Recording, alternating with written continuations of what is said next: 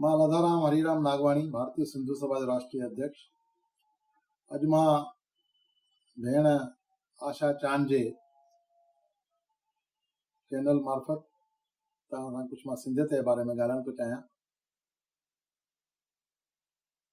हिकु त असां सां 1947 में अन्याय थियो। असां पंहिंजी प्यारी मिठड़ी सिंध छॾे करे ऐं ॿिए प्रदेश में हिते अची वियासीं।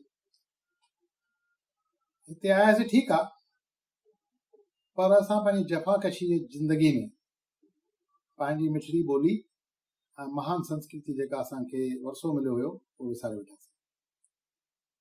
हाणे हालत इहा थी वई आहे कि लॻभॻि सिंधी घरनि में सिंधी नथी ॻाल्हाई वञे।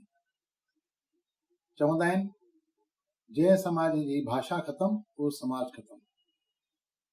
ऐं मां विश्वास थो कयां असांजो समाज समझदार समाज आहे, उहो एॾी वॾी ग़लती कान कंदो, पर जाॻण तमामु ज़रूरी आहे। इन अर्थ में असांजी भेण आशा चांद सिंधी संगत नाले जे NGO जे मार्फत वॾो कमु करे रही आहे। हिननि हिकिड़ा बेत ठाहिया आहिनि, कहाणियूं ठाहियूं आहिनि, जंहिंमें सीनियर जूनियर ॿ हिकिड़ा ग्रुप ठाहे विया आहिनि। हिकिड़ो ग्रुप जेको जूनियर आहे उहो 2 साल खां 5 साल जे ॿार ताईं आहे, ऐं ॿियो जेको ग्रुप आहे उहो 5 साल खां 8 साल जे ॿारनि ताईं आहे। उन में ॿारनि खे मां तव्हांखे हिन सां गॾु पंहिंजे वक़्त सां गॾु कुझु वीडियो बि मोकिलियां थो, कुझु डिटेल बि मोकिलियां थो। तव्हां हुनखे स्टडी कयो ऐं स्टडी करे माउ पीउ बि सिंधी सिखनि, ॿारनि खे बि सिंधी सेखारनि। ॾाढी सवली आहे, तमामु सवली आहे। ऐं हुनखे सिखी करे ऐं ॿार अगरि उहो बेत ठाहे थो ऐं जेको बि उन में इंफॉर्मेशन ॾिनी वई आहे अगरि उन ते बराबरि सही वेहे थो त जेको ॿार उन में खटंदो उनखे हिकिड़ो कंप्यूटर टैबलेट इनाम जे रूप में ॾिनो वेंदो। केॾी वॾी ॻाल्हि आहे। भेण आशा खे मां केतिरियूं वाधायूं ॾियां।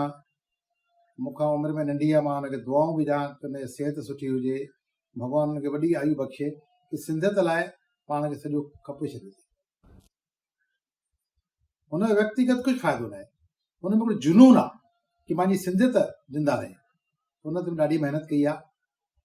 हुन टेलीविज़न चैनल जे बारे में जाम महिनत कई आहे ऐं भारतीय सिंधु सभा इन्हनि कमनि लाइ हुन सां पूरो साथ ॾींदी हुनखे। ऐं रुॻी भाषा जो सवाल न आहे, हिन में ॿार जी लाइफ ठहे थी। विच में हिकिड़े जर्मन साइंटिस्ट रिसर्च कयो हुयो, उन में हुन हिकिड़ो कुझु देशनि जे मथां रिसर्च कयो भई जैपनीज़ ॿार आहे त जैपनीज़ में ॻाल्हाए, रशियन आहे त रशियन में ॻाल्हाए, फ्रेंच आहे त फ्रेंच में ॻाल्हाए, अंग्रेज आहे त अंग्रेजी में ॻाल्हाए। त जेको ॿार पंहिंजी ॿोली में ॻाल्हाए थो उनजो IQ ॾाढो पावरफुल थो रहे। ऐं हिन जो ताज़ा उदाहरण इज़राइल आहे। इज़राइल जंहिं महिल आज़ादु थियो त हुन हिब्रू भाषा खे पंहिंजो जीवन जो अंग ठाहे छॾियो। स्कूल खां वठी कॉलेज ताईं, कोर्ट खां वठी पंहिंजे बिज़नेस ताईं, हर जॻह ते उहो हिब्रू भाषा ई ॻाल्हाईंदा आहिनि। ऐं इन जो प्रमाण आहे कि इज़राइल जा जेके माण्हू आहिनि सभिनी खां वधीक दिमाग़ वारा, नोबल पुरस्कार वठण वारा सभिनी खां वधीक इज़राइली आहिनि।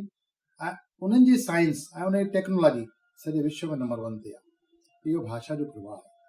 त असां पंहिंजी मिठड़ी भाषा खे न विसारियूं, असां हुन सां पंहिंजे ॿारनि सां बि ॻाल्हायूं, पाण बि ॻाल्हायूं ऐं सिंधी समाज जो शान वधायूं। ऐं मूंखे उमेदु आहे तव्हां वधीक मात्रा में हिन में शामिल थी करे सिंधियत जो शान वधाईंदा। जय झूलेलाल। साथियो, यादि करायो ॿारनि खे हिकु बैत यानी नर्सरी राइम।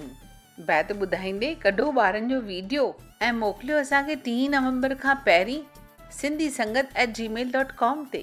इनाम खटण सां ॿार खे बि ख़ुशी मिलंदी त तव्हांखे बि फ़ख़ुरु थींदो। अचो त पंहिंजी सुञाणप क़ाइमु रखूं।